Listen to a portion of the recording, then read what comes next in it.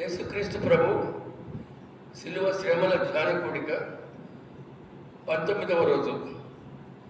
ఈరోజు community hall extension hall opening ప్రారంభోత్సవం ప్రార్థనలోనే జరుగుతుంది. అది కూడా దయచేసి అందరూ త్వరగా రండి, ప్రార్థన చేద్దాం.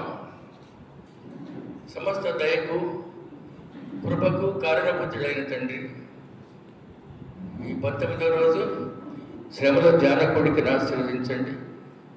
అందరూ పాల్గొని దేవుని స్తుతించి మహిమపరచువారుగా ఉంచండి.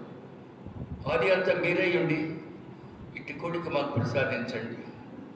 వచ్చిన ప్రతి బిడ్డను ప్రేమించి ఆశీర్వదించండి. రానున్న వారు త్వరగా విచ్చేసి ఇందులో పాల్గొనే భాగ్యం దయచేయండి.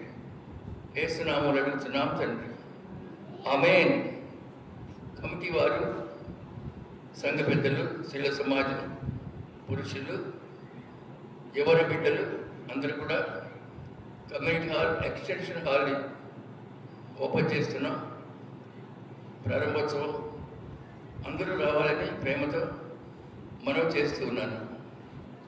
దేవుడు మేము దీవించును గాక.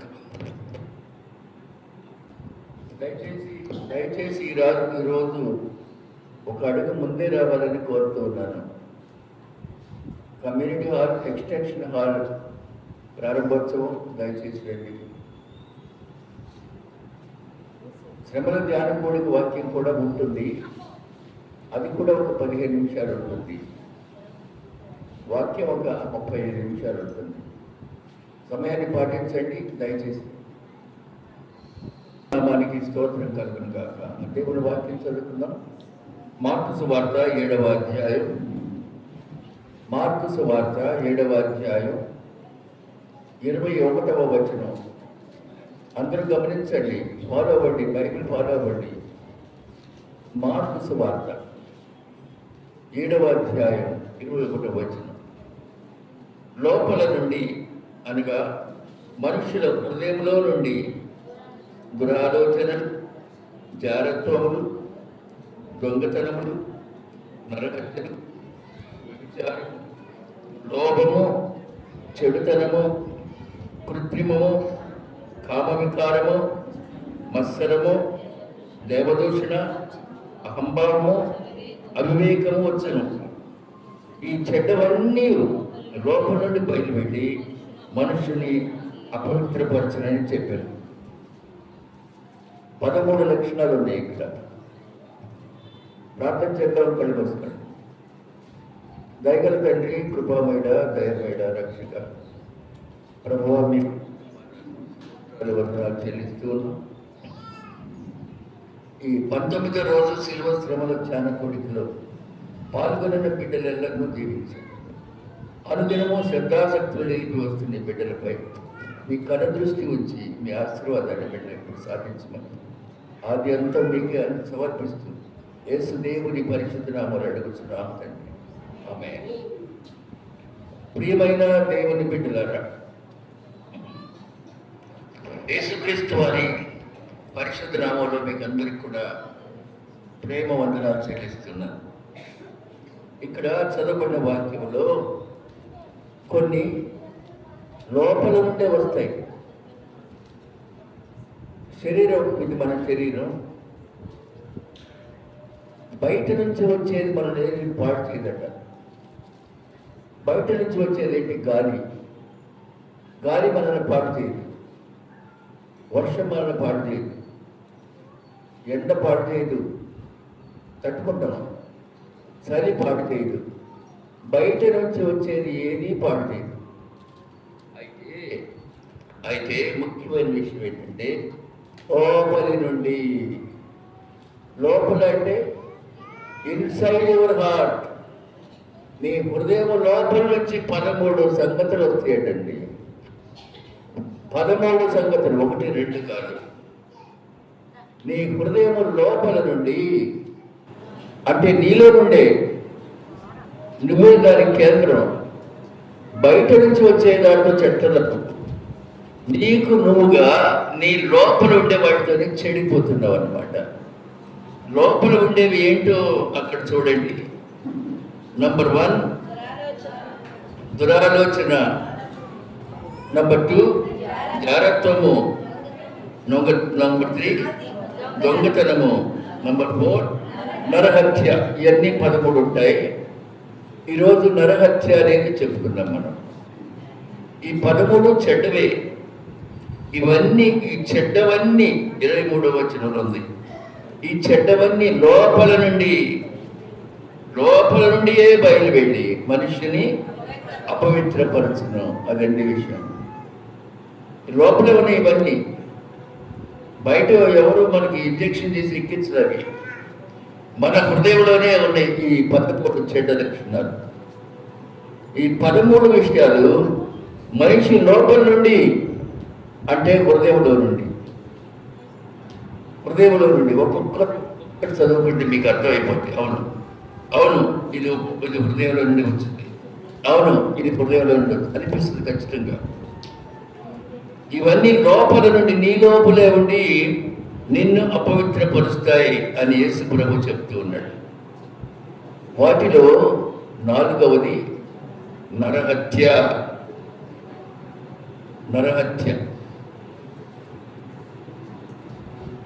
2 పెద్ద కుటుంబాలు ఉండే విజయవాడ మహానగరంలో.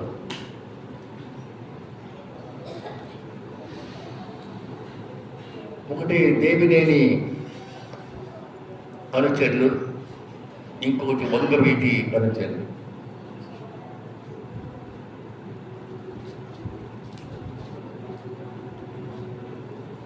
అటుపక్క ఇటుపక్క ఒకళ్ళు చంపేశారు. 2 ఏళ్ళ తర్వాత ఇటుపక్క వాళ్ళు అటుపక్క వాళ్ళు చంపారు. మరొక 6 నెలల తర్వాత అటుపక్క వాళ్ళు ఇటుపక్క వాళ్ళు చంపారు. మరొక 3 నెలల తర్వాత అటుపక్క వాళ్ళు ఇటుపక్క వాళ్ళు చంపేశారు. అలాగే రంగా గారు చనిపోయింది కూడా, వంగవీటి మోహన్ రంగ. ఈ కుటుంబ తగాదాలు, కుటుంబంలో ఉన్న రాజకీయ తగాదాలు అవి. అంటే నరహత్యలు ఎవరో చేయటం లేదండి, మనిషి హృదయంలో ఉన్న దుర్మార్గపు ఆలోచనే నరహత్య. ఈ 10 ఆజ్ఞల్లో కూడా నరహత్య అనే మాట ఉంది. చూడండి, 10 ఆజ్ఞలు నిర్గమ 20వ అధ్యాయం 13వ వచనం, నిర్గమకాండం 20వ అధ్యాయం 13వ వచనం. నరహత్య రైట్, చూసారండి. 10 కమాండ్మెంట్స్ లో 10 ఆజ్ఞలు అది కూడా ఒక ఆజ్ఞ. నరుని రక్తము చిందించినప్పుడు మన రక్తము కూడా చిందించబడుతుంది. అవతలి వాడి రక్తం చిందిస్తే అవతలి వాడి రక్తం కూడా చిందిస్తూ తరతరాలుగా ఈ నరహత్యలు మానవ సమాజంలో చోటు చేసుకున్నాయి. ఈ నరహత్యకులు ఎక్కడి నుంచి ప్రారంభించబడ్డారో తెలుసండి మీకు? ఆది కాండమే స్టార్టింగ్ అండి. తమ్ముడిని అన్న చంపేశాడు. ఎవరా తమ్ముడు, ఎవరా అన్న? అన్నగారు కయ్యూను, తమ్ముడేమో కయ్యూను ఏబేలు చంపేశాడు. నరహత్య ఆది కాండంలోనే స్టార్ట్ అయిందండి. ఈ నరహత్య సొంత అన్నదమ్ముల మధ్య స్టార్ట్ అయిపోయింది. 10 ఆజ్ఞల్లో ఉన్న ఆజ్ఞనే కాక యేసు ప్రభువు స్వయంగా చెప్పినటువంటి 13 లోపల నుంచి వచ్చే అంశాలు మనం ఇప్పుడు దాకా చదువుకున్నాం. ఆది కాండం 9వ అధ్యాయం 6వ వచనం చదవండి.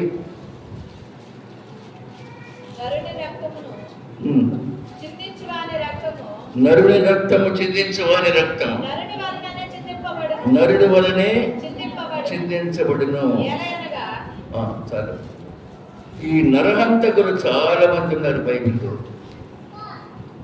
ఈరోజు మనం 2 లేక 3 గురించి చెప్పుకున్నాం.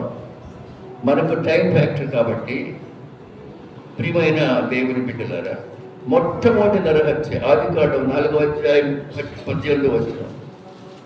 ఆది కాండం 4:18.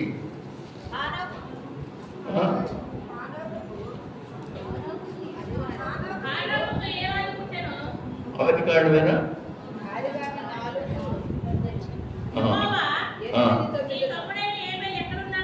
ఏంటి రెఫరెన్స్?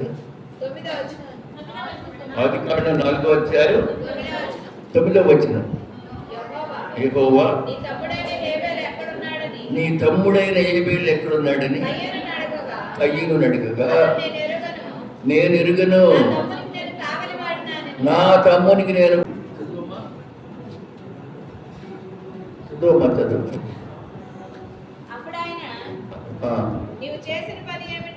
ముందు తమ్ముడైన ఏబేలు మీద పడి చంపినా నేను రెఫరెన్స్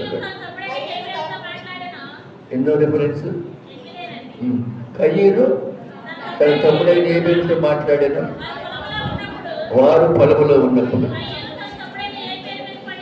కయ్యను తన తమ్ముడైన ఏబేలు మీద పడి, వెరీ వెరీ ట్రాజడీ. సొంత తమ్ముడినే, ఎందుకని? అసూయ కదండి.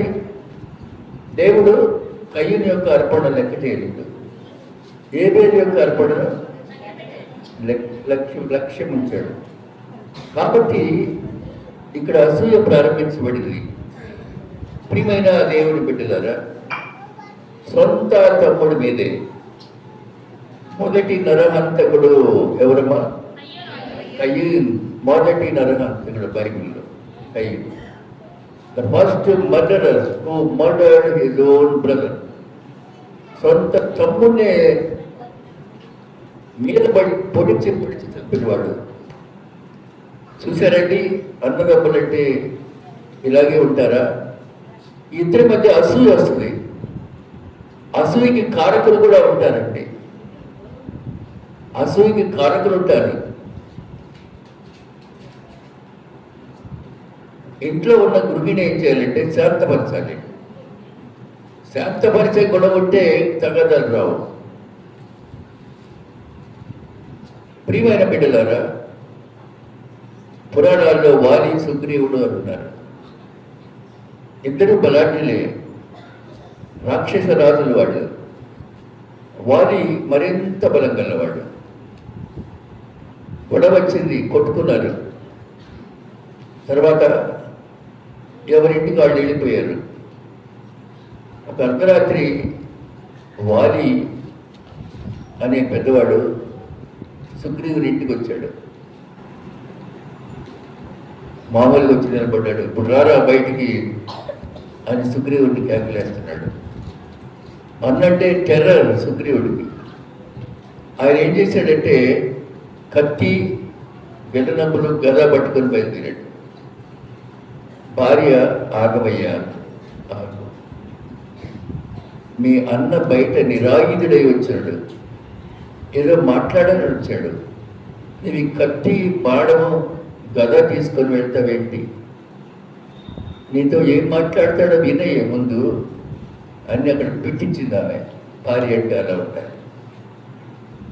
ఊరికే మర్చిపోక చిన్న ఉదాహరణ. అలాగే మనమే శాంతిపరచాలి, మన కుటుంబస్తులు మనమే శాంతిపరచాలి. కలహం రేపకూడదండి. ఈయన సొంత తమ్ముడిని హత్య చేయడానికి కారణం అసూయ. అసూయ పుట్టాలే కానీ మనిషిని దహించే వరకు వదిలిపెట్టదండి. అసూయ అసూయ అసూయ. ఒకరికొకరు చూస్తే అసూయ, వాళ్ళు ఏం చేయరు, వాళ్ళ పని మీద ఉంటారు. ధనవంతుడు చూస్తే అసూయ, ఉండవలసిన అవసరం లేదు, వాళ్ళ కొంది మనకు లేదు, ఏముంది ఇందులో. అలాగే మంచి ఉద్యోగస్తుడు చూస్తే అసూయ.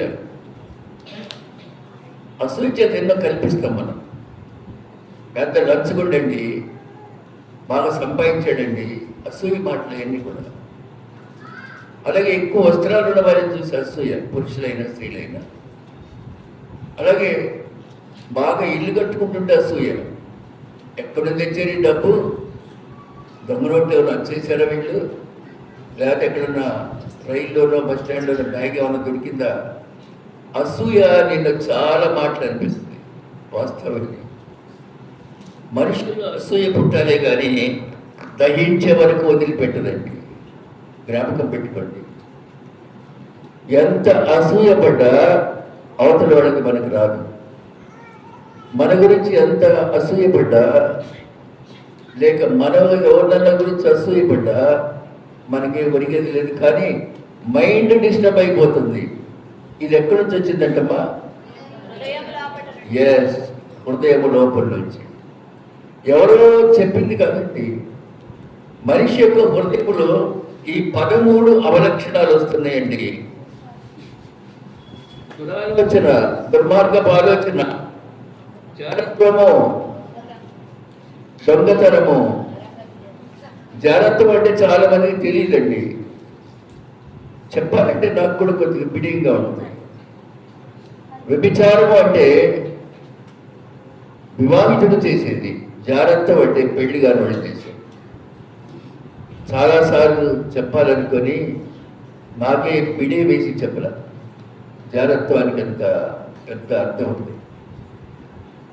జారత్వం, ప్రియమైన దేవుని బిడ్డలారా, దొంగతనం, నరహత్య, వ్యభిచారము, లోపము, చెడుతనము, కృత్రిమమును, కామ వికారము, మత్సరము, దేవదూషణ, అహంభావము, అవివేకము, ఇవన్నీ మనిషి హృదయంలో నిండిపోయి ఉన్నాయి.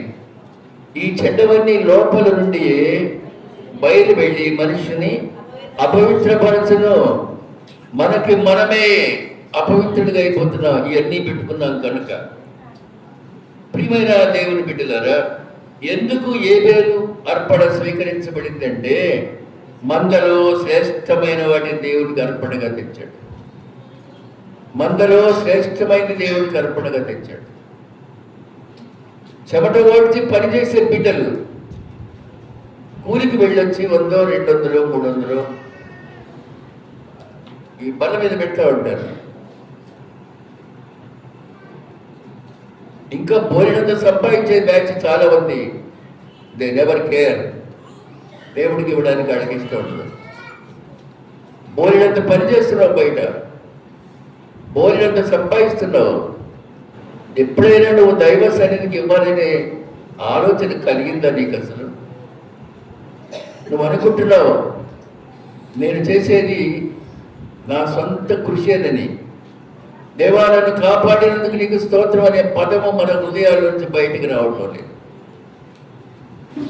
ఆలోచించండి దైవ అంశాలను. ఏబేలు మందలో శ్రేష్టమైనవి ఇచ్చాడు. అమ్మో, ఇంత బలిసినటువంటి పొట్టేలుని నేను ఇచ్చేస్తే ఎట్లా, ఇది అమ్ముకుంటే చాలా డబ్బులు వస్తాయి కదా అనుకోకుండా వెతికి వెతికి తన యొక్క గొర్రెలు, మేకలు, పొట్టేళ్ళు, మందలు వెతికి వెతికి బలిష్టమైంది, అందమైంది, చాలా శ్రేష్టంగా ఉన్నది, ఒళ్ళంతా ఎక్కువ ఉన్ని కలిగింది.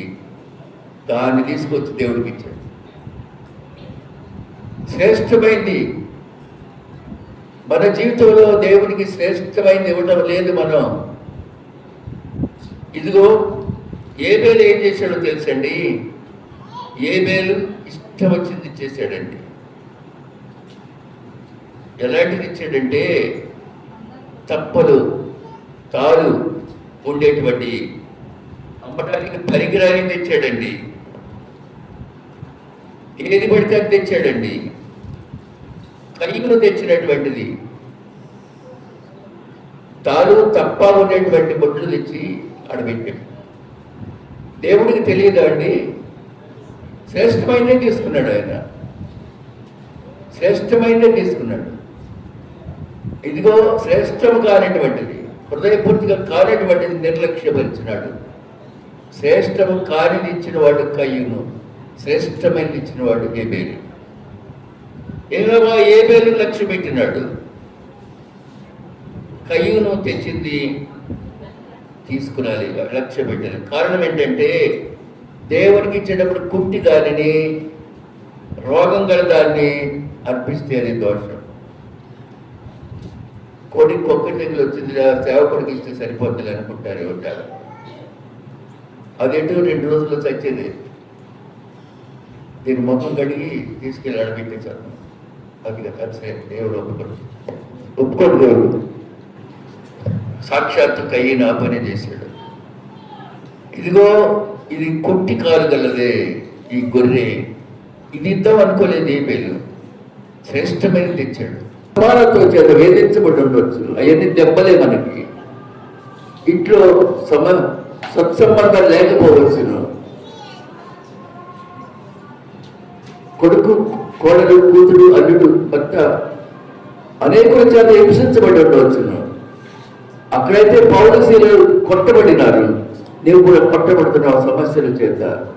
ఎప్పుడైనా నీ మనస్సులో what shall I do for salvation, రక్షించబడ్డానికి నేనేం చేయాలి, రక్షించబడ్డానికి నేనేం చేయాలి?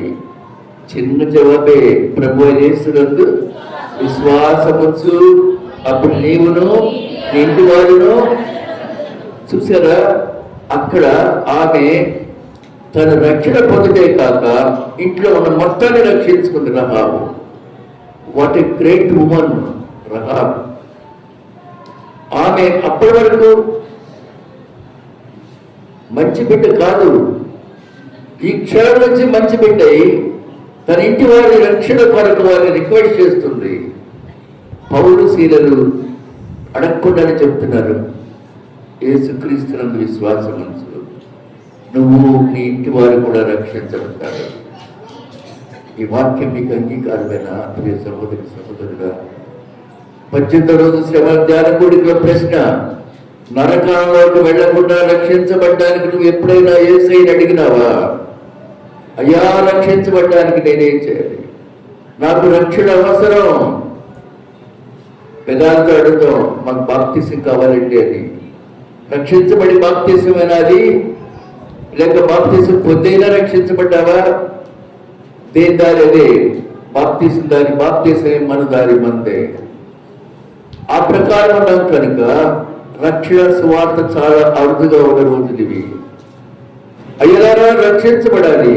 ఎంత ఆవేదన, ఎంత వేదన. ఇంతవరకు నేను చేసిన పాపాలు పశ్చాత్తాపడు, మోకరించాడు, కాళ్ళు పట్టుకొని అడుగుతున్నాడు. ఈ చెరసాల నాయకుడు అంటే పెద్ద ఉద్యోగమే అది. ప్రభు యేసునందు విశ్వాసం ఉంచు, నీవును నీ ఇంటి వారందరూ రక్షించబడతారని చెప్పి అతని ఇంటి వారందరికీ దేవుని వాక్యాన్ని బోధించినారు. బోధించేటప్పుడు వాళ్ళ శరీరాలు ఎలా ఉన్నాయండి?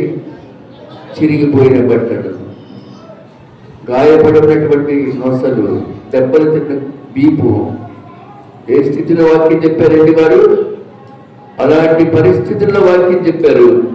ఆ రాత్రి ఆ గడిలోనే అతడు తీసుకొని వచ్చి వారి గాయములు కడిగను. కొట్టిన చేతులు కడుగుతూ ఉన్నాయి. ఇప్పుడు గాయాలు చక్కగా కడిగి తుడుస్తూ ఉన్నాడండి. రక్షించబడిన బిడ్డ యొక్క సేవ అలా ఉంటుంది. రక్షించబడిన బిడ్డ యొక్క సేవ ఇది. నీవు రక్షించబడ్డావా ప్రియ సహోదరి సహోదరుడా? ఏమి నేర్చుకున్నావంటే, భర్త మీద అజమాయిషీ చేయడం నేర్చుకున్నావు. నీకు రక్షణ ఎక్కడ దగ్గర? నువ్వు మెమ్మ నాన్నకు అన్నం పెట్టావా? నేను ఎలుకల మందు వేసుకొని చేస్తా. ఆ మందు పాపం ఎలుకల కోసం నువ్వు ఒక రోజు కాదు రోజు చేస్తున్నావు. నాకు చేరుకోలేవా? ఎలుకల మందు వేసుకొని చేస్తా.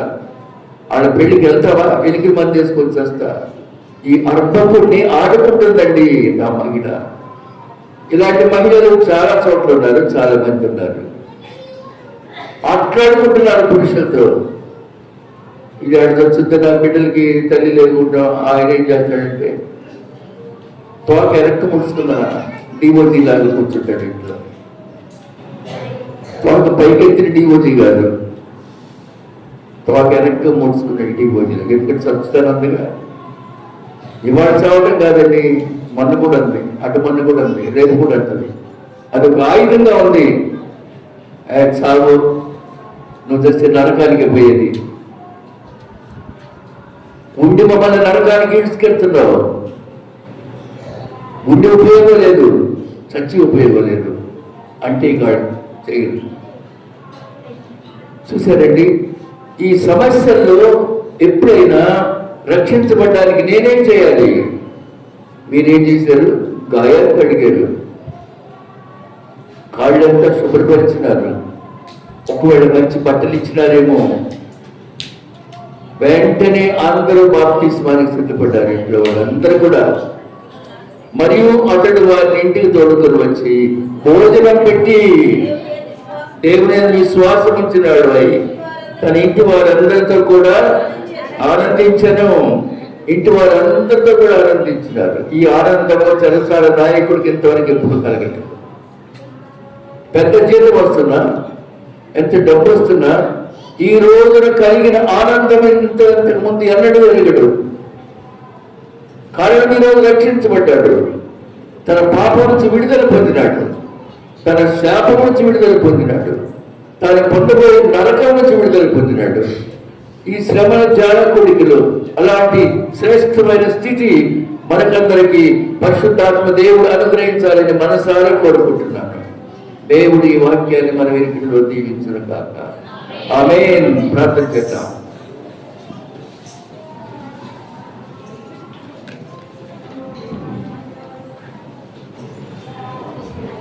అమ్మడు ఈ వాక్యం ఖండిత వాక్యం అడుగుతారు కదా, 29 అమ్మా, 30 అమ్మా. అపోస్తలుల కార్యములు 16:30. చిన్న వాక్యం. వారి వెలుపలకు తీసుకుని వచ్చి అయ్యేలారా రక్షణ పొందుటకు నేనేమి చేయగలను. అది ఖండిత వాక్యం. కృపమయుడా, దయమయుడా, రక్షక, రక్షించబడ్డానికి నేనేం చేయాలనే తలపు మా హృదయాల్లో తగుల్చు తండ్రి. ఇంతవరకు మా జీవితం అన్యాక్రాంతంగా రకరకాల విద్వేషాలతోనూ రకరకాల శాపరార్థాలతో హింసించబడ్డాం. మమ్మల్ని మేమే గాయపరుచుకున్నాం. సమస్యల ద్వారా, చెడ్డ మనస్సు ద్వారా గాయపరచబడినాం.